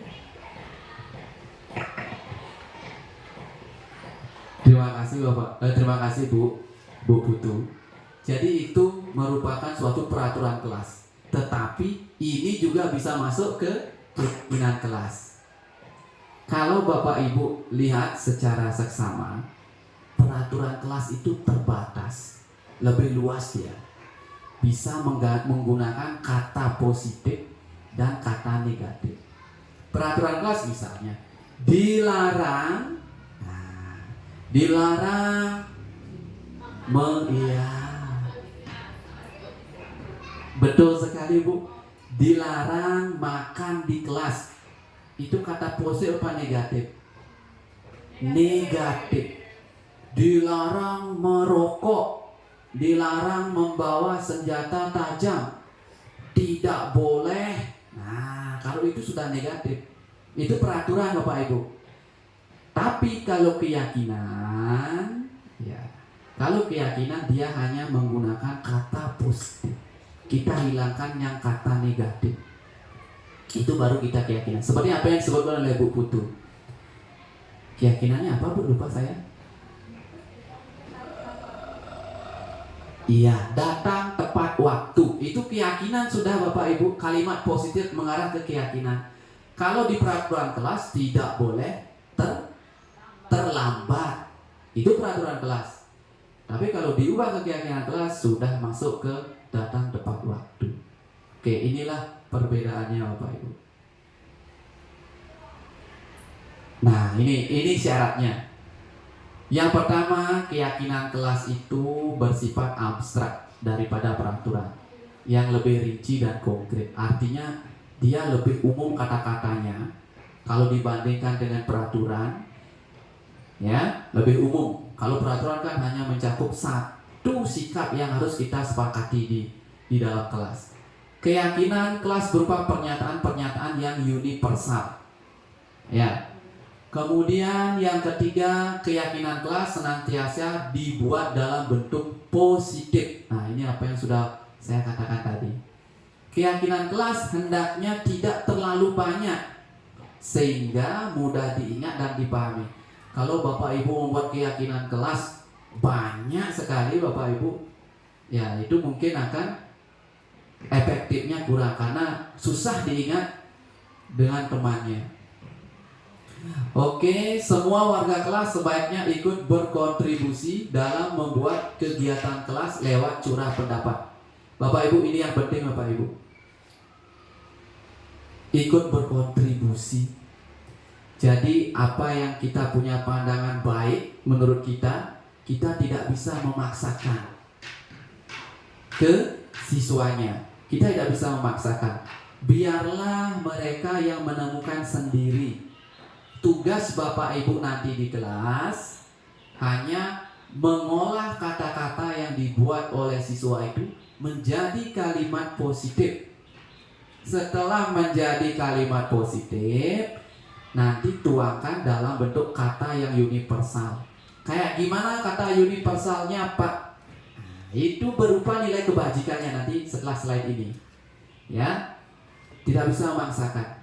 Peran kita hanya mengarahkan. Ya, harus di kelas ini menghormati orang lain, nah bisa. Nah, kalau misalnya tidak di peraturan kelasnya tidak boleh mengganggu teman, nah kayak gimana itu? Kayak gimana kata positifnya? Ya, menghormati orang lain. Nah, seperti itu Bapak Ibu. Nah, kemudian yang terakhir, bersedia meninjau kembali keyakinan kelas dari waktu ke waktu. Apapun itu pasti akan berubah. Silakan Bapak Ibu, kalau misalnya sudah buat keyakinan kelas, ya, itu ditinjau dan dievaluasi kembali. Sudah sesuai apa belum? Jadi goal dari budaya positif ini, terutama keyakinan kelas, Tiang berharap Bapak Ibu mulai membuat keyakinan kelas, termasuk saya juga. Ya, saya setelah ini mungkin saya akan membuat keyakinan kelas berkolaborasi dengan Pak Agus. Saya sama-sama belajar Bapak Ibu, sama-sama ya. Ya. Kemudian next. Nah, ini Bapak Ibu, ini bedanya peraturan dengan keyakinan kelas. Oke, ini sudah yang saya sampaikan tadi. Selalu kembalikan buku ke tempatnya. Ini kan lebih spesifik, lebih rinci dia. Kalau keyakinan kelas harus ada kata tanggung jawab. Contohnya yang kita bisa buat, siswa kelas 5A harus bertanggung jawab. Itu kan kalimatnya lebih umum skupnya. Sudah termasuk di dalamnya selalu kembalikan buku ke tempatnya, menaruh sepatu di depan kelas, sudah bertanggung jawab. Menjaga buku paket, sudah masuk tanggung jawab. Tapi kalau kita hanya buat ini, ya ini sangat spesifik sekali ya. Nah ini kita berusaha membuat keyakinan kelas yang sifatnya universal. Nah ini masuk ke dalam nilai kebajikan tanggung jawab. Kemudian ini, dilarang mengganggu orang lain. Kalau sudah kata dilarang, kalimat yang negatif itu masuk ke peraturan. Kalau keyakinan kelas kita setting seperti ini, menghormati orang lain dan diri sendiri. Gitu Bapak Ibu. Nah selanjutnya, hadir di sekolah 15 menit. Iya, Bapak Ibu bisa membuat kata-kata berkomitmen pada tujuan, atau selalu datang tepat waktu. Nah, boleh. Kemudian dilarang melakukan kekerasan. Itu masuk ke dalam keyakinan kelas keselamatan. Bapak Ibu bisa menyusun seperti ini. Kalau dilarang melakukan kekerasan, selalu mengutamakan keselamatan di dalam kelas. Apapun itu masuk Bapak Ibu. Kalau misalnya anak-anak kita tugasi bawa senjata tajam, gunting untuk proyek pembuatan majalah dinding misalnya, nah ini sudah masuk. Pokoknya utamakan keselamatan gitu. Kalau mereka sudah yakin, mereka terbiasa, mereka akan tahu makna dari selalu mengutamakan keselamatan. Ini juga dilarang menggunakan narkoba. Kalau kita menginginkan anak-anak tidak boleh membawa rokok, tidak boleh membawa narkoba, ini kata kuncinya adalah kesehatan. Bapak Ibu bisa membuat keyakinan kelas seperti ini. Selalu mengutamakan kesehatan. Nah, bisa seperti itu Bapak Ibu. Ya. Oke, termasuk juga gunakan masker. Nah, untuk keselamatan ini juga, ini masuk ini Bapak Ibu. Jangan berlari di kelas atau koridor. Kalau menghormati orang lain juga masuk ini, bergantian atau menunggu giliran. Rasanya Bapak Ibu pasti bisa Bapak Ibu. Apalagi sekarang soft copy sudah ada, nanti kita akan bagi bersama. Saya akan merasa berhasil sekali setelah diseminasi budaya positif ini sama Pak Agus, ketika Bapak Ibu ada motivasi intrinsiknya, motivasi internalnya membuat keyakinan kelas.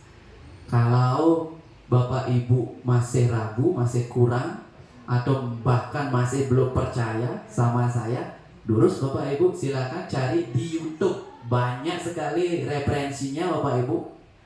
Di sana banyak sekali membuat peraturan kelas. Ini untuk wali kelas. Sedangkan untuk guru mapel seperti Pak Ketut Agus, bisa juga membuat kesepakatan kelas berat. Kesepakatan kelas mapel agama Hindu. Jadi ketika Pak Agus masuk ke kelas, ya mengajar agama Hindu, misalnya Pak Agus membuat keyakinan kelas yang berbeda dengan Bapak Ibu gurunya atau di kelasnya itu, nah kenapa Pak? Ya, disesuaikan. Nah, oke, nah kenapa? Khusus untuk agama seperti ini. Nanti akan terlihat juga di SMP. SMP kan tidak ada, ya keyakinan kelas khusus untuk walinya. Nah, kan ada keyakinan kelas masing-masing mapel. Tapi keyakinan kelas secara umum juga ada. Ya, tergantung nanti Bapak Ibu mau memakai yang di kelas itu apa keyakinan kelas menurut kita gitu. Oke, Bapak Ibu, mudah-mudahan Bapak Ibu masuk materi ini. Ya, kalau nanti sudah merasa goyang sedikit Bapak Ibu, saya akan tes breaking ini. Ya, oke Bapak Ibu, itulah keyakinan kelas. Nah, bentuknya seperti ini. Keyakinan kelas. Oke, inilah keyakinan kelas yang sudah saya rancang ya untuk bisa diterapkan di kelas nanti. Jadi Bapak Ibu, untuk formatnya ini gampang sekali. Bapak Ibu bisa buka Canva dengan akun belajar ID. Nah, ini keyakinan kelas. Pertama, contohnya mengamalkan ajaran agama untuk kebaikan bersama. Juga bisa berbentuk gambar seperti ini biar lebih interaktif. Dalam bentuk list seperti ini juga bisa. Oke. Nah, ini Bapak Ibu contoh keyakinan kelas. Nah, rasa aman adalah hak setiap orang. Nah, saya ingin bertanya dulu Bu Desi, untuk yang poin kedua ini, rasa aman adalah hak setiap orang, nilai kebajikannya apa? Nilai kebajikannya ini kan ada keselamatan, kesehatan, menghormati orang lain. Nah, kira-kira apa ini Bu Desi? Rasa aman adalah hak setiap orang ini? Rasa aman adalah hak setiap orang? Iya, betul. Masuk juga ke keselamatan, Bapak Ibu. Kemudian ini, tertib saat belajar mengajar. Siapa Bapak Ibu guru? Bu Juli? Bu Juli ini masuk di mana ini? Tertib saat belajar mengajar. Oke, benar, betul sekali. Ini menghormati juga. Menghormati apa? Rekan-rekan yang lain, menghormati guru. Termasuk juga disiplin. Iya. Nih, kalau ini menjaga kebersihan diri sendiri, kelas dan lingkungan sekolah, bertanggung jawab. Kesehatan juga masuk. Ya. Nah, ini menciptakan suasana yang sejuk. Apa ini Bapak Ibu?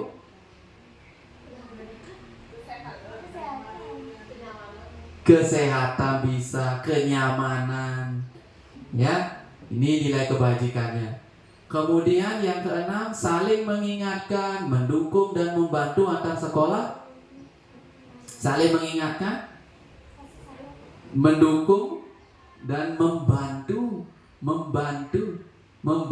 antar sekolah. Gotong royong Bapak Ibu. Ini kemudian yang terakhir, menata ruang kelas dengan gambar-gambar edukasi yang menarik, kreatif. Rasanya besok sudah jadi keyakinan kelas ini dari Bapak Ibu. Oke. Oke. Terima kasih Bapak Ibu. Itulah keyakinan kelas. Mari bersama-sama. Saya dan Pak Agus sudah berkomitmen untuk membuat keyakinan kelas. Dan sekolah lain sudah banyak yang membuat. Oke. Nah, itu kita lihat dari beberapa keyakinan kelas yang sudah share di YouTube, banyak sekali Pak Ibu. Nah, lanjut.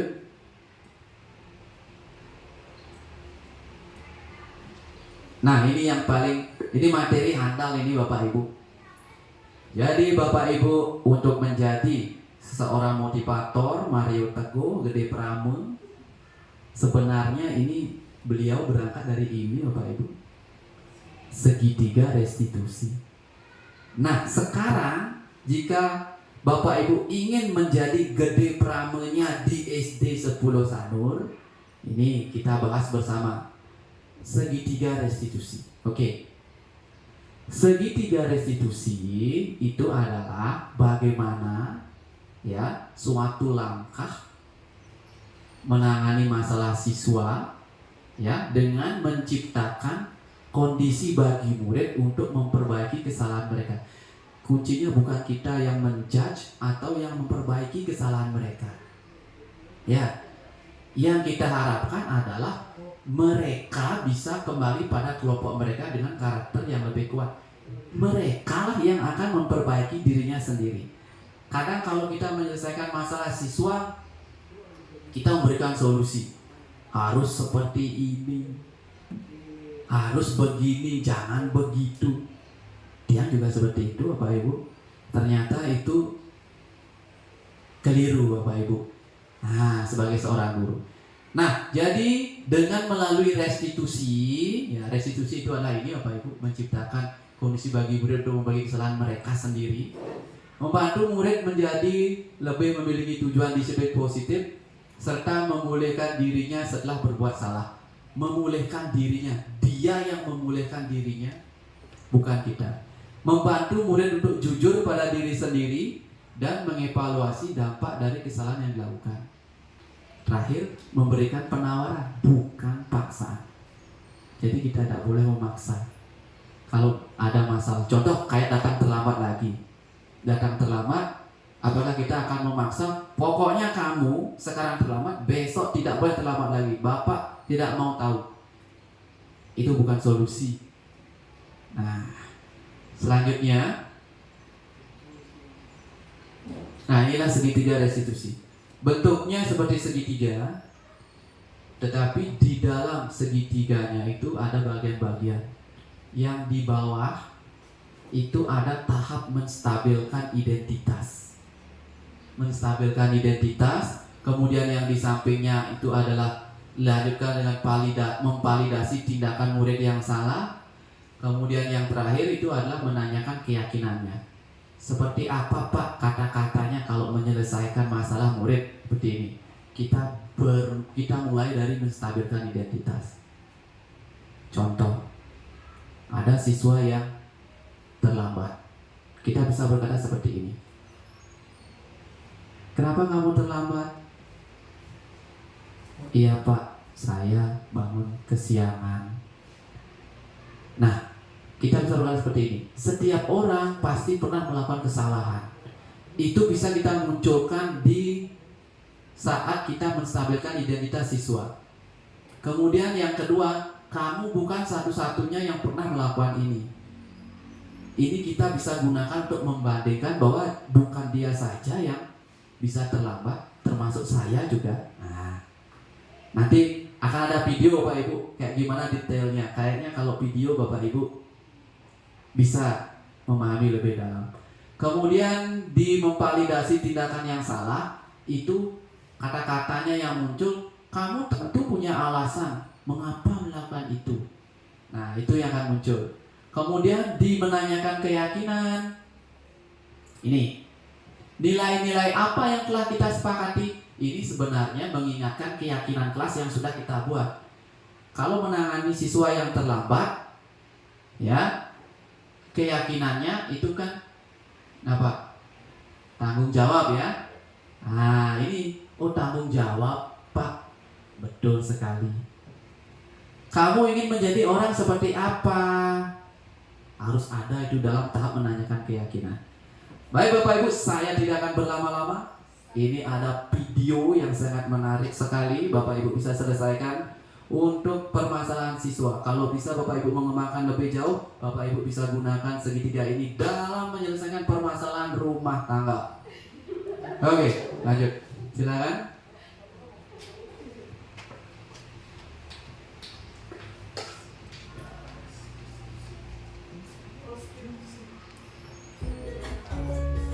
Restitusi Bu. Salam dan bahagia Ibu dan Bapak Guru hebat. Pada video kali ini kita akan membahas tentang salah satu program disiplin positif yang diterapkan di lingkungan sekolah yang dikenal dengan nama restitusi.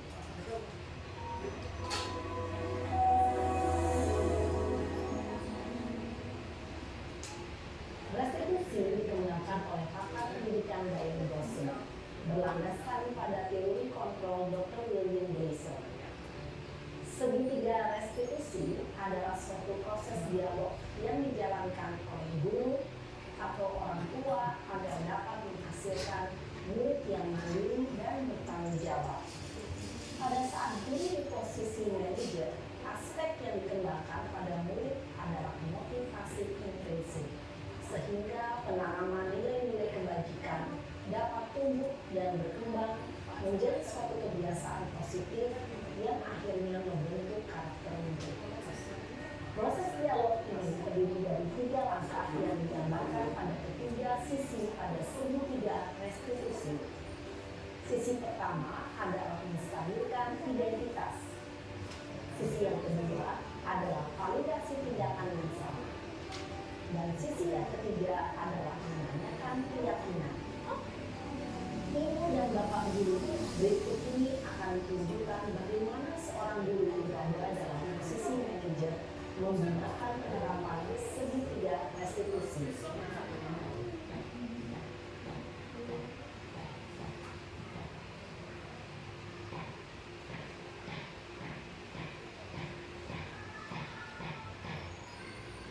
Iya kan? Sudah lama nggak ketemu saya? Kenapa hari ini ada di sini? Kesel pak, kesel banget. Masa aku dikatain tukang fitnah pak? Ya aku marah lah. Aku gak dikatain Eka di depan kelas. Kesel banget. Oh begitu. Ya pasti kamu marah dan kesal. Bapak juga akan marah apabila ada yang menuduh Bapak seperti itu. Kemudian pada saat itu kamu mau melakukan apa? Ya saya langsung ngatain Eka lah pak. Kesel banget. Saya bentak-bentak dia di depan teman-teman lain. Oh begitu. Pasti kamu melakukan seperti itu karena suatu alasan tertentu kan? Iyalah, masa saya diam saja pak? Ya saya bela diri lah. Masa saya dituduh tukang fitnah? Ya wajar lah. Mempertahankan harga diri itu sesuatu yang penting buat kamu. Untung kamu tidak berpikir lebih gegabah lagi. Hanya meminta-minta. Iya pak. Untung saya masih bersabar dan hanya meminta saja. Sudah gemes padahal. Saya pasti bela diri lah. Ya pasti ya. Tapi kamu memilih untuk tetap bertahan dan bersabar. Kamu memilih untuk tidak berbuat lebih parah lagi. Nah, sekarang coba kita lihat lagi tindakan kamu yang bentak-bentak pecah di kelas. Tindakan kamu itu kira-kira sesuai dengan keyakinan kelas atau prinsip kamu tidak? Enggak lah pak. Capek pak, jadi marah. Jadi keyakinan atau prinsip mana yang kurang sesuai dengan keinginan kamu? Ya, saya sebenarnya sangat menjadi orang lain. Mungkin saat itu saya menjadi emosi. Jadi tidak mengingat sikap itu. Kamu meyakini tidak? Menghargai orang lain itu penting buat kamu. Yakin lah pak. Iya, setuju. Kita harus saling menghargai. Namun, ada juga keyakinan yang kita sepakati yang perlu kita jalankan apabila kita sedang marah, kan? Ya, saya bisa lebih proaktif, mengandalkan diri sendiri. Saya bisa jadi lebih sabar, memberi kejujuran sedikit, mau apa selanjutnya. Kira-kira kamu bersedia memperbaiki masalah ini tidak? Sedia pak. Kalau kamu memperbaiki masalah ini, kamu akan menjadi orang seperti apa? Saya akan menjadi orang yang bertanggung jawab kali ya pak. Dan senantiasa proaktif. Iya. Menurut kamu, bagaimana rasanya menjadi orang seperti itu? Ya nyaman lah, bangga bisa bersabar dan menahan diri. Baiklah kalau begitu. Yuk kita pikirkan bagaimana memperbaiki masalah ini.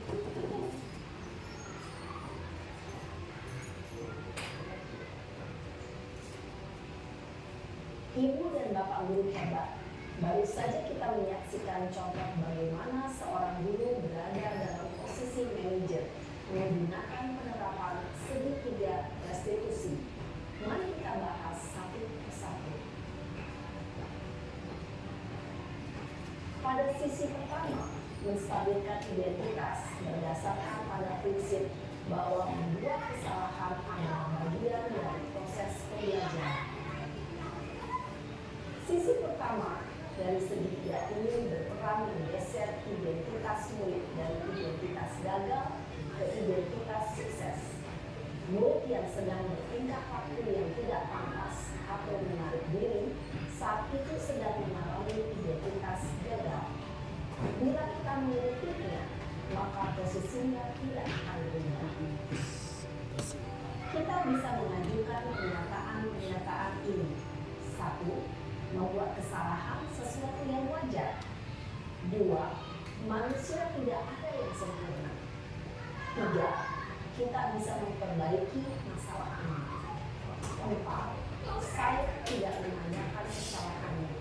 Saya lebih fokus bagaimana memperbaiki masalah ini. 5. Apakah saat ini kamu telah menjadi orang yang baik untuk diri sendiri? Pada sisi kedua, toleransi tindakan yang salah, berlandaskan pada prinsip bahwa setiap perilaku berupaya memenuhi suatu kebutuhan tertentu. Guru yang telah memahami teori kontrol akan bergeser dari pemikiran stimulus respon menjadi proaktif dan mencoba untuk mengenali tujuan dari perilaku murid, mengenali dan mengakui kebutuhan murid ini dapat memperbaiki hubungan dengan murid tersebut. Pernyataan atau pertanyaan bisa disampaikan dengan nada suara tidak menghakimi atau memojokkan, sehingga dapat mengembalikan murid pada posisi positif. 1. Kamu bisa saja bertindak lebih gegabah lagi dari ini. 2. Aku bukan melakukannya tanpa suatu alasan tertentu. 3. Kamu melakukannya karena mempertahankan sesuatu yang penting bagimu. 4. Mungkin kamu bisa mempelajari suatu perilaku baru yang lebih efektif. Bersediakah kamu mempelajarinya? Selanjutnya, kita akan simak sisi terakhir, yaitu menanyakan keyakinan. Teori kontrol menyatakan bahwa pada dasarnya kita termotivasi secara intrinsik. Pada saat perilaku yang salah telah divalidasi dan identitas sukses telah stabil, maka murid telah siap mengaitkan keyakinan-keyakinannya dengan tindakannya yang salah dan pemikirannya telah bergeser ingin menjadi orang yang dituju. Pertanyaan-pertanyaan ini dapat mengaitkan keyakinan-keyakinan yang dianut murid. 1. Sebagai keluarga atau kelas, apa yang kita yakini? 2. Nilai apa yang telah kita sepakati? 3. Seperti apa gambaran sebuah kelas yang ideal bagi kami? 4. Kamu ingin menjadi orang seperti apa?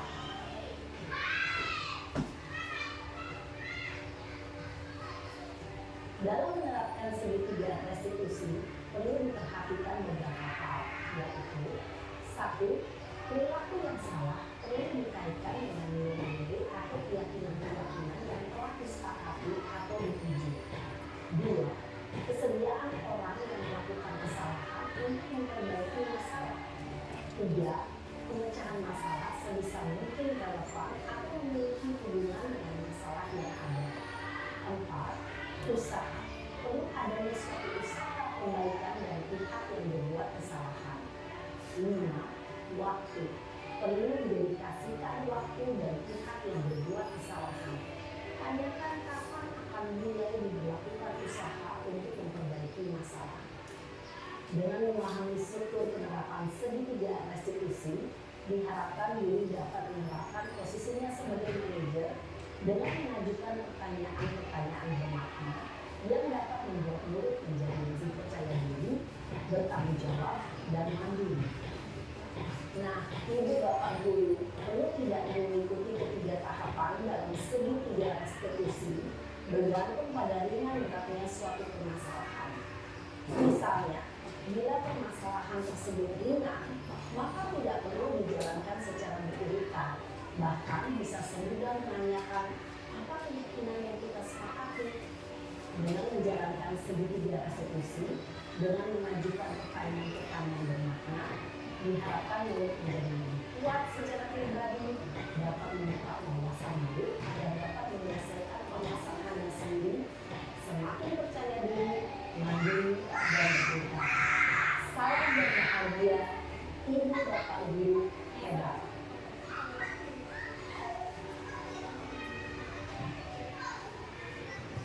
Cek 1, 2, 3. Demikian Bapak Ibu video penerapan segitiga restitusi. Sederhananya, tepuk tangannya dulu dong. Oke, next Pak Agus. Saya lupa, oh ini dia.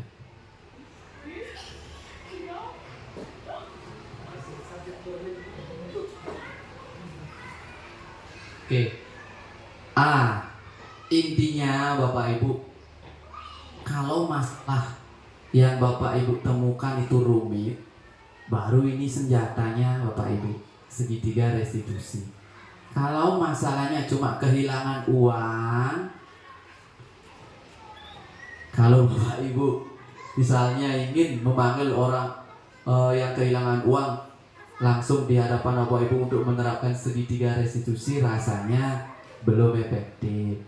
Nah, bisa nanti kayak perkelahian di kelas, datang terlambat, misalnya pelecehan seksual, itu bisa diselesaikan dengan segitiga restitusi.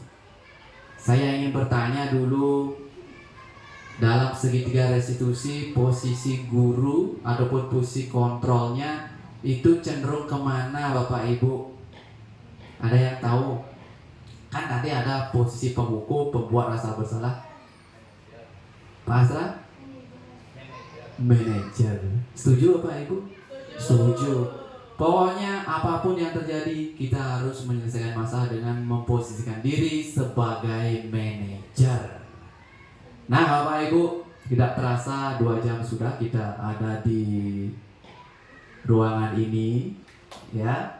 Nah jadi sebagai penutup, ya ini sudah kita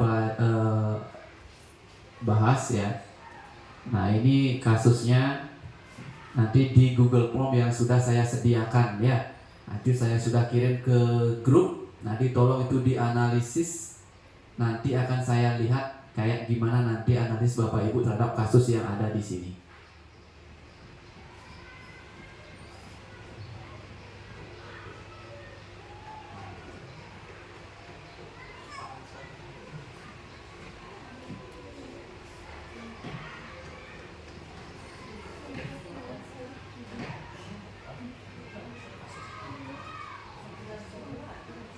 Nah, inilah kata-kata terakhir dari saya. Thank you Guru Bergerak Indonesia Maju. Tanpa Bapak Ibu saya tidak bisa bergerak seperti ini. Terima kasih, tepuk tangannya dulu untuk kita semua. Oke, sebagai akhir dari pertemuan kita, tolong Pak Agus ke pertanyaan pemantik. Bisa nggak? Tadi kan Pak Agus memberikan pertanyaan pemantik. Nah, kita coba dulu. Kita satukan persepsi dulu. Nah, ini.